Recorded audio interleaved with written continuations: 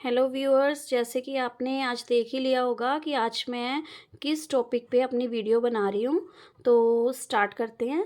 आज का जो टॉपिक है वो है हिंदी व्याकरण के ऊपर उपसर्ग और प्रत्यय।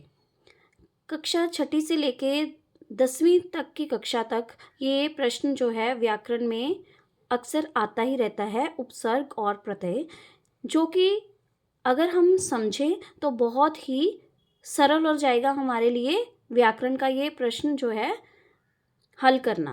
तो करें शुरू। उपसर्ग और प्रत्यय। सबसे पहले हम उपसर्ग के बारे में जानकारी प्राप्त करेंगे कि उपसर्ग की परिभाषा क्या होती है। परिभाषा: उपसर्ग उस शब्दांश को कहते हैं जो किसी शब्द के पहले आकर उसका विशेष अर्थ प्रकट करता है। तात्पर्य यह है कि उपसर्ग किसी शब्द के पूर्व जुड़ते हैं। पूर्व का अर्थ है दोस्तों पहले जुड़ना। जो शब्द के शुरू में जुड़ता है उसको हम बोलेंगे उपसर्ग। अब हम इसकी थोड़ी सी उदाहरण करेंगे तो आपको समझने में आसानी हो जाएगी। जैसे कि आपको परीक्षा में आएगा सु, तो सु के साथ हम कई शब्दों को जोड़ के उपसर्ग बना देंगे। जैसे सु आएगा शब्द व्याकरण का परीक्षा में, तो आप कहेंगे सुलभ, सुफल, सुकर्म, सुपुत्र, सुपात्र। ऐसे हम सु उपसर्ग के बारे में ज्ञान प्राप्त कर रहे हैं। उसके बाद अगर आपको उपसर्ग में आए अ, ऐसे कई शब्द हो सकते हैं, मैंने थोड़ी सी उदाहरण ली है।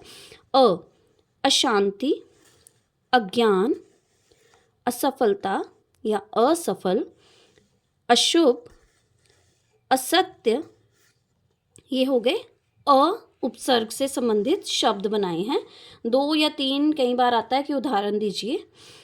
परा उपसर्ग से हम बना सकते हैं पराजित, पराजय, पराधीन, पराधीन, पराक्रम, परामर्श।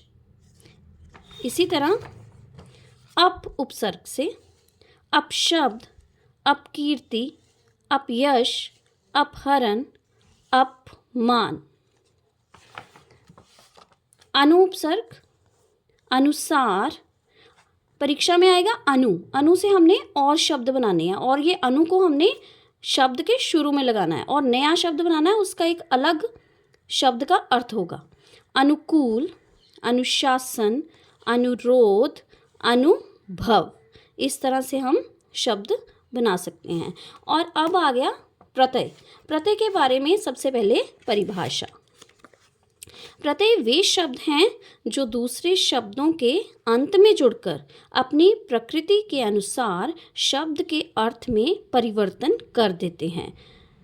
तात्पर्य यह है कि जो जैसे हमने अभी उपसर्ग किए, तो उपसर्ग जो होते हैं वो शब्द के शुरू में लगते हैं और जो प्रत्यय होते हैं वो शब्द के पीछे लगते हैं।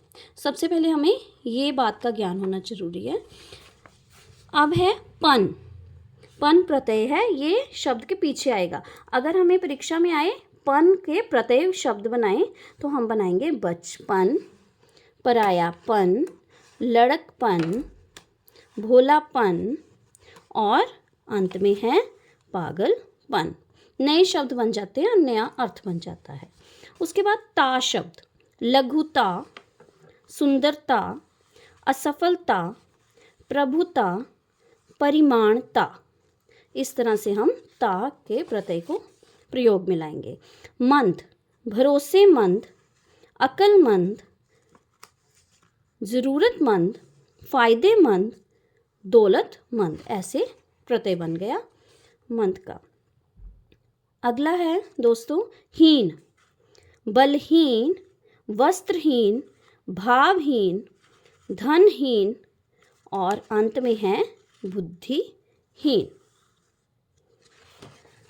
अगला शब्द है कार को हमने पीछे लगाना है और प्रत्यय की तरह उसको प्रयोग में लाना है। कलाकार, उपकार, सरकार, रचनाकार और अंत में है साहित्यकार। इसके साथ ही मैं आपको ये बताना चाहूँगी कि ये उपसर्ग और प्रत्यय का जो टॉपिक है वो मैंने हिंदी व्याकरण में से लिया था और ये कंप्लीट हो गया है। धन्यवाद।